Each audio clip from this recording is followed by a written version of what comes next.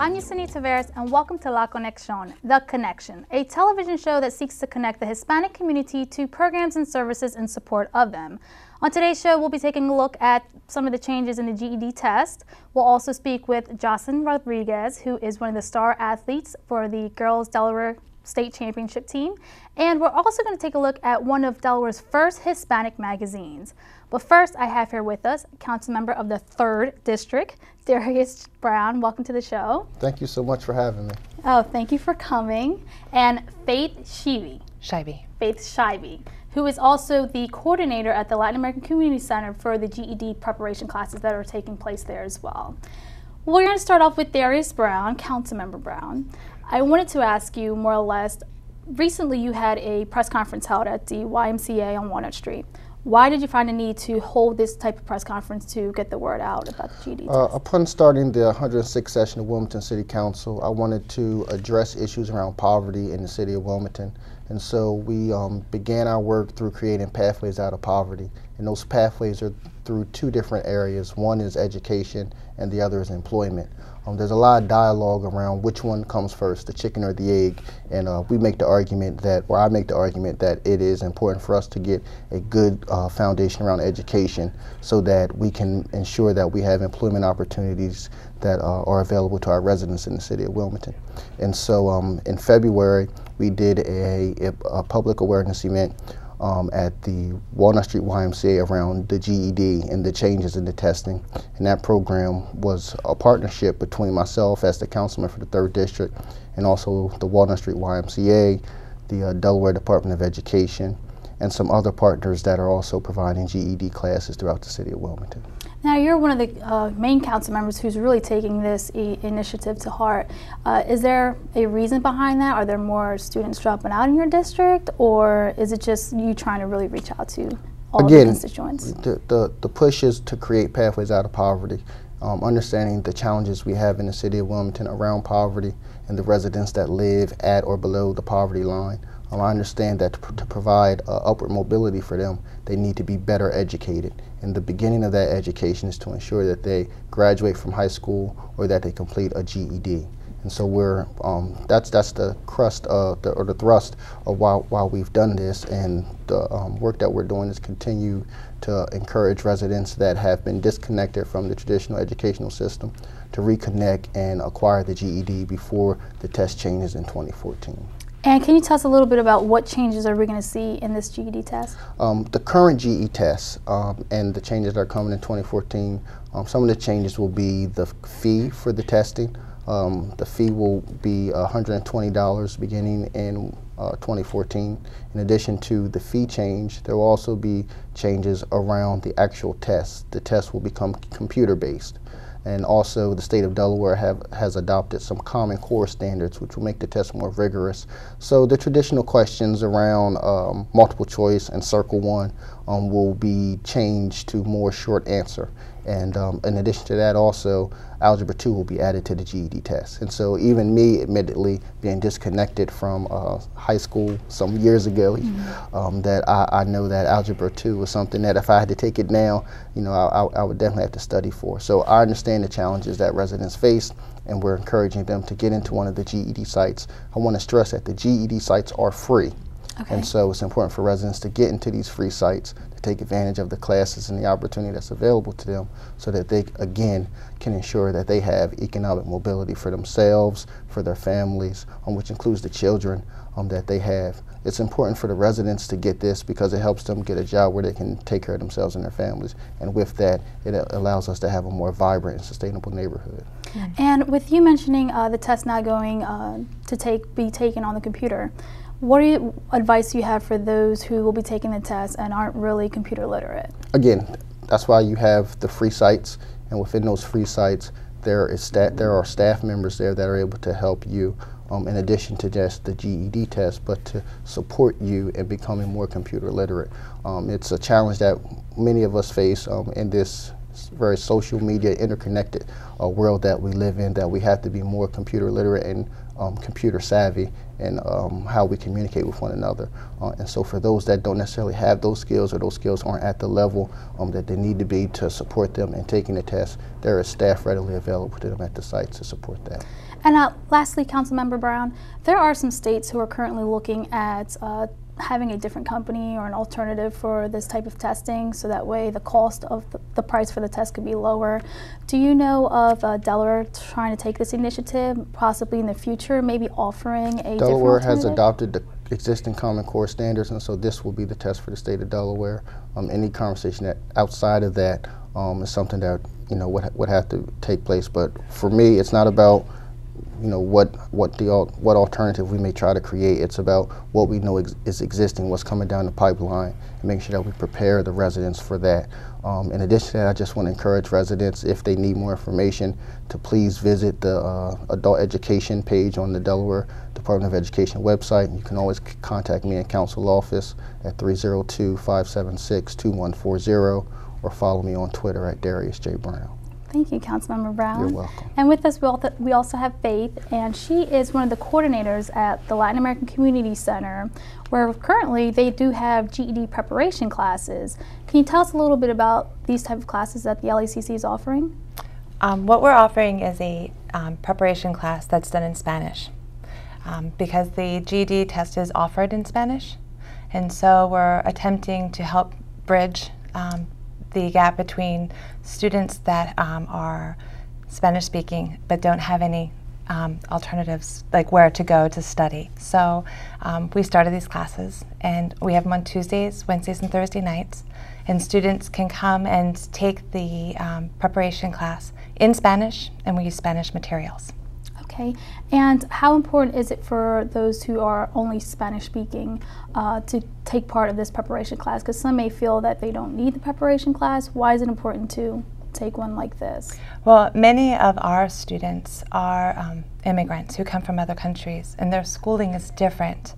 In the sense that in the American schools, in the United States English schools type thing, we prepare students for multiple choice, how to pull information out of a question, and how to utilize time in timed tests, where in many other countries that's not of a focus. And so we help to teach those type of strategies, those test-taking strategies that they may not be familiar with. And we also stress the importance of taking it in Spanish, in your native language. So this way you're not having to translate, because it takes a lot of time to read the test and to answer the questions. But then to have to translate, it's a lot of brain work. Mm-hmm, definitely. And about how long are these classes, and how many students do you have participating currently? We have started the classes in February, and we're planning on going on like an ongoing, so students can drop in. We've been meeting Tuesday, Wednesday, Thursday evenings, and they hopefully will just continue to cycle, so that if a student were to start tonight, they may jump in the middle, but if they have the book, they are able to review with what we've already done, and they can also preview or look ahead to what we're going to be doing. And who teaches these classes? We have volunteers from our community.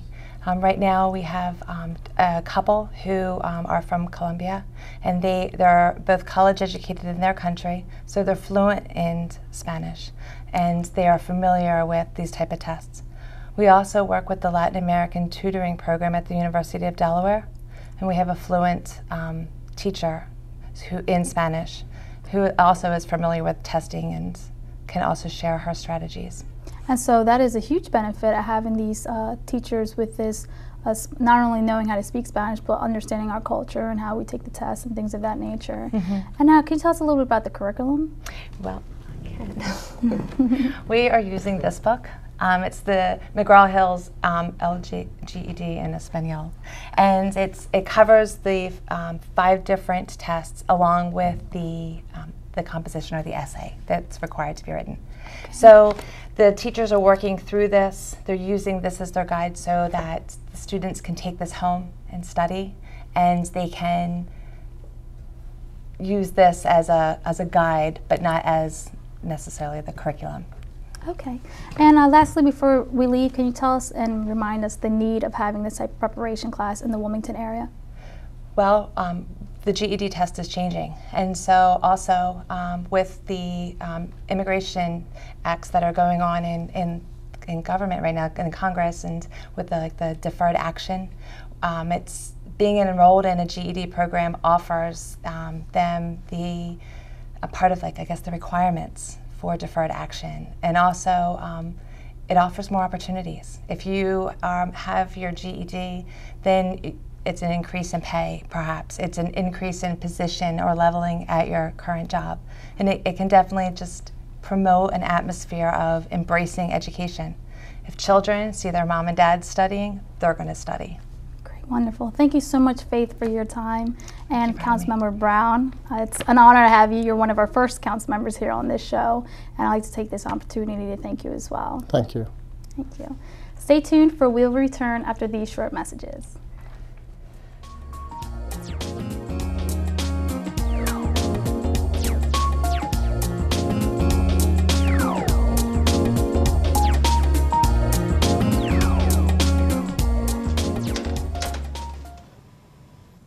No están nada mal. ¿Y qué tiene de raro?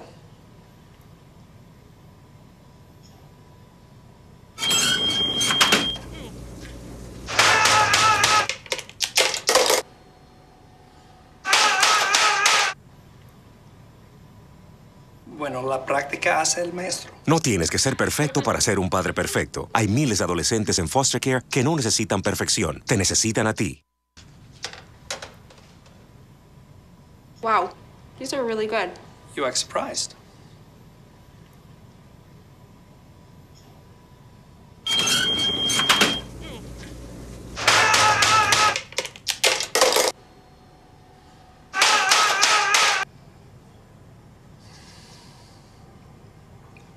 Practice makes perfect. You don't have to be perfect to be a perfect parent. There are thousands of teens in foster care who don't need perfection. They need you.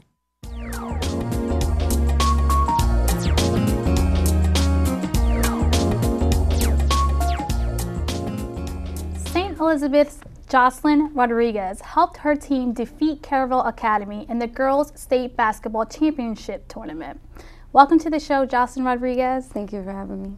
Well, first I want to start off with what actually sparked your interest in starting basketball, or playing basketball, I should say?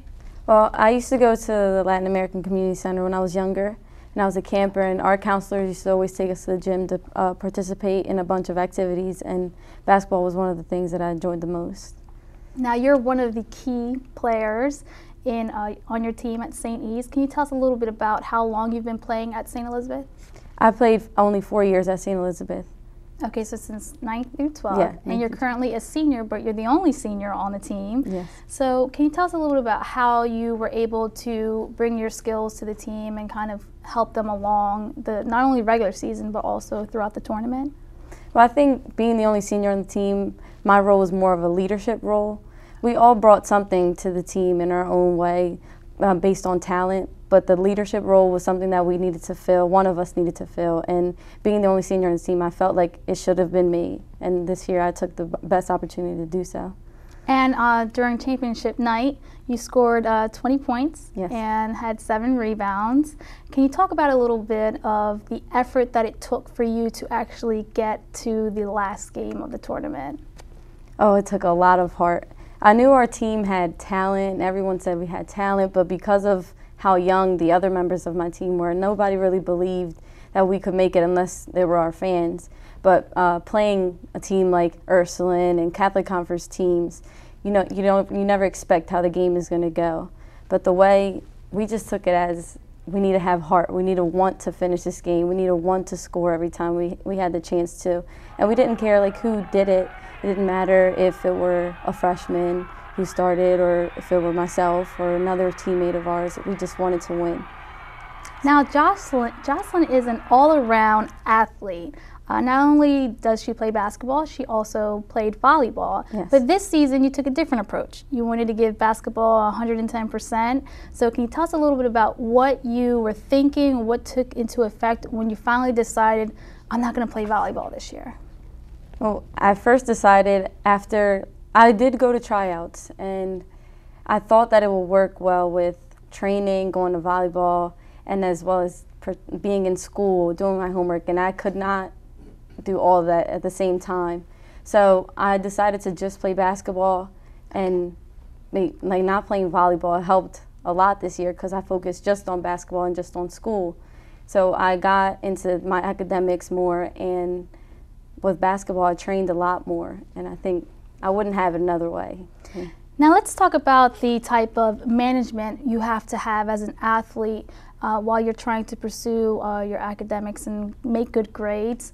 Not only is she a great athlete, but you're a good student as well. Can you tell us a little bit about what it took, or what process did you go through when managing your homework and your basketball? Not only after school you have practice, but I'm pretty sure even after practice you go home and practice. So can you tell us a little bit about how you went about managing your time? Usually we would practice a little bit after school, after the JV boys would practice, so we had 2 hours in between. So we would go to study hall as a team, and we would all do our homework together, or some people would go to the training room, do their homework. But you have to have discipline. Like our coaches, we would have to bring in our report cards after every semester. We bring it in. We have to go over everyone's GPA and who's able to stay on the team, who's not going to be playing with us this season. We talk about all those things. We make things clear with the team, our coaches do. And everyone wants to be on the team, so we try and discipline ourselves to manage our time wisely. Okay, Jocelyn, well, before we leave, I want you to show us some of your trophies that you brought here with us, and tell us a little bit about the ones that you brought, in addition to any advice that you have to give to those girls who are looking into playing basketball in high school and trying to pursue their academics. Well, this trophy is from the North Top 10, which is all the teams in the North. They choose the top 10 players in the state, and I was one of them, along with my teammate Macy Robinson. And this one was for Blue Gold. And every senior all-star in the state participates in the blue gold game. And then the medal is from the state championship from when we won. Wonderful. And lastly, any advice you would give to those girls who, I don't want to say want to be like Jocelyn, but be as good and also do well in their school and academics? Any advice you would like to share with us? I'll just say that school comes first. Like you're not able to participate in any sport if your grades aren't there, you know, and you have to have a certain GPA to participate in any sport at any school. So school would be, academics would be the first priority, then basketball. Once you have everything figured out with time management, I feel like it's just what they want to do within themselves. If they want to participate in basketball and make it their #1 priority, they still have to have school as their second. Like it has to be discipline with it. Great. Thank you so much, Jocelyn. Sorry we ran out of time, but I would like to really thank you for coming out, and Jocelyn's mother really helped her out and getting her as a guest on our show. So I want to thank you, your family, and again, congratulations on all the hard work that you really put into. You got the state championship, you brought it home, and it's the school's 5th one, but you haven't had one since 2007, so this is great. Yes. Wonderful. And best of luck in whatever university you decide to attend. Okay, thank you. Stay tuned. We'll be back after these short messages.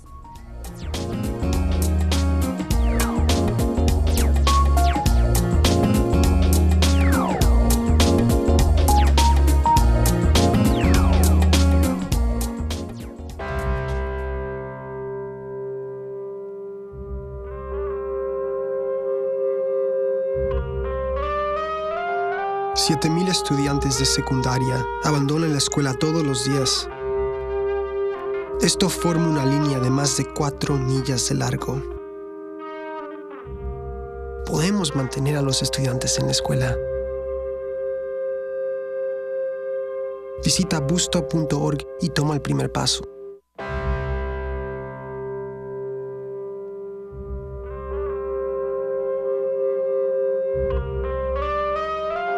$7,000 high school students drop out every school day. That's a line of desks more than 4 miles long. We can keep students in school. Visit boostup.org and take the first step.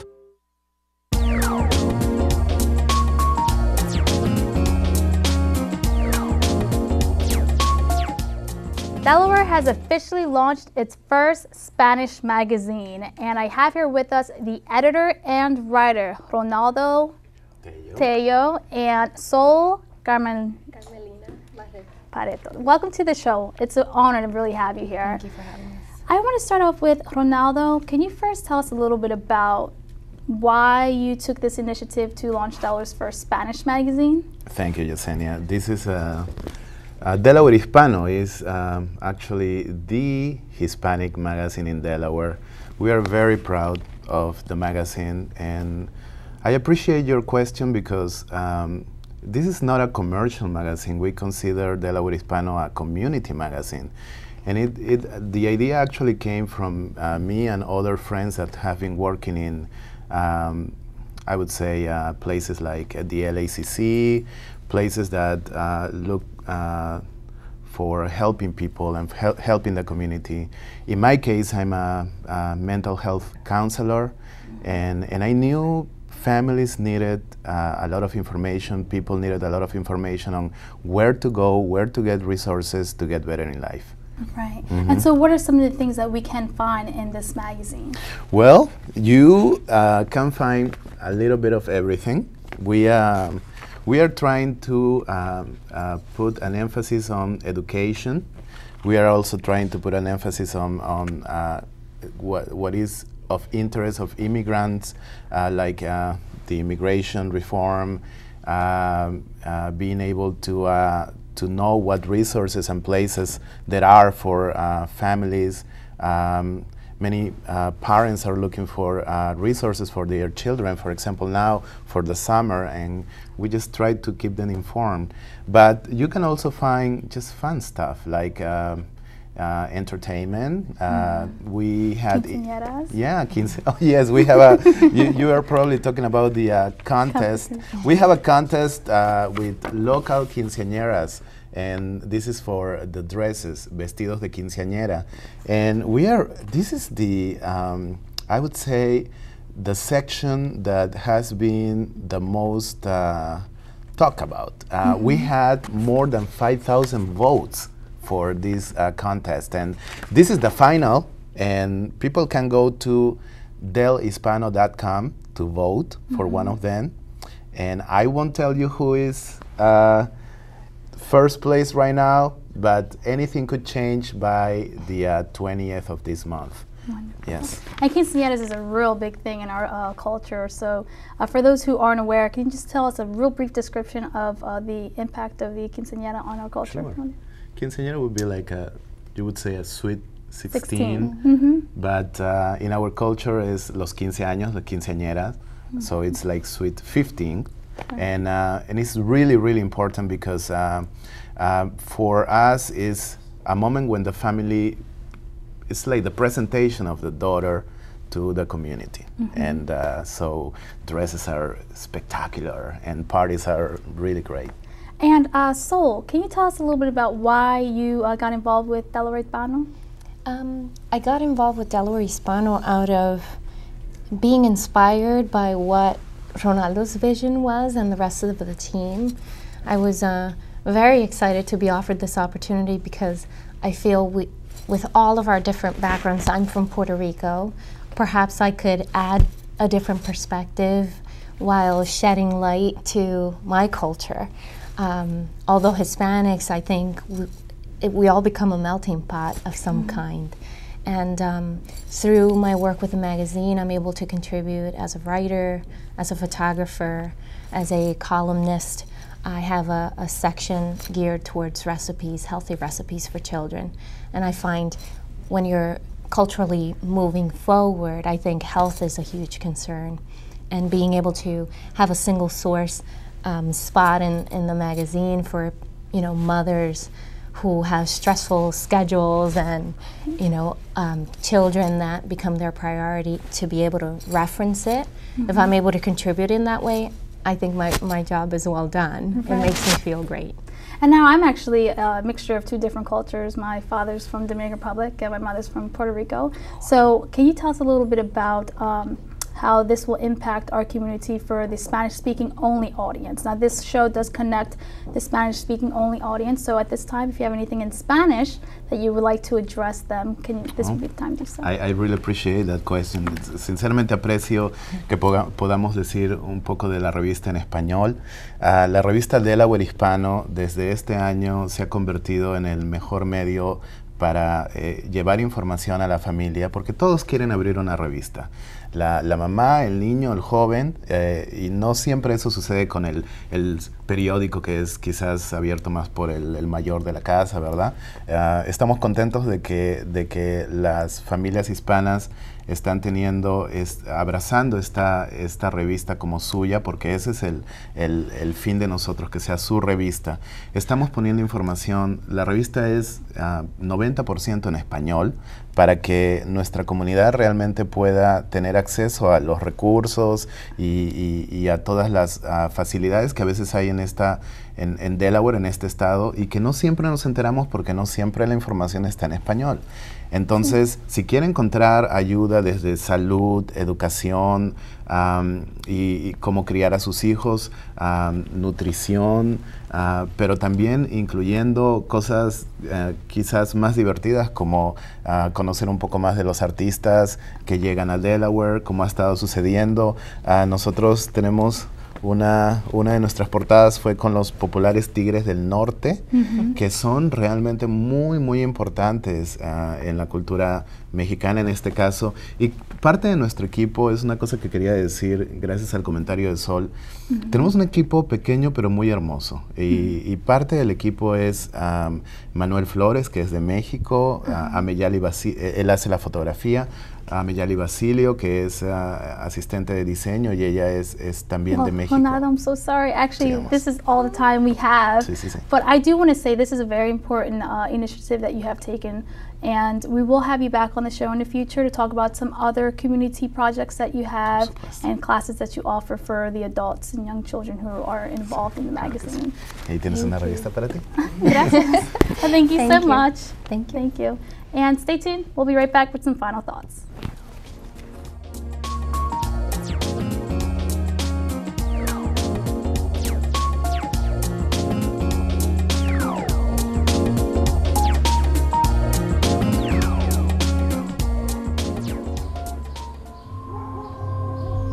No es su nuevo grupo de amigos.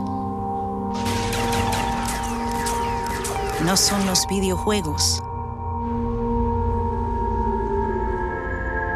No es el barrio. Mamá, tengo que ir a la escuela hoy. La mayor amenaza al futuro de sus hijos podría ser usted misma. Cada día que faltan a la escuela, incluso a la escuela media, pone en peligro su graduación. It's not his new group of friends. It's not the video games. It's not the neighborhood. Mom, do I have to go to school today? The biggest threat to your child's future could be you. Every day they miss, even in middle school, puts their graduation at risk.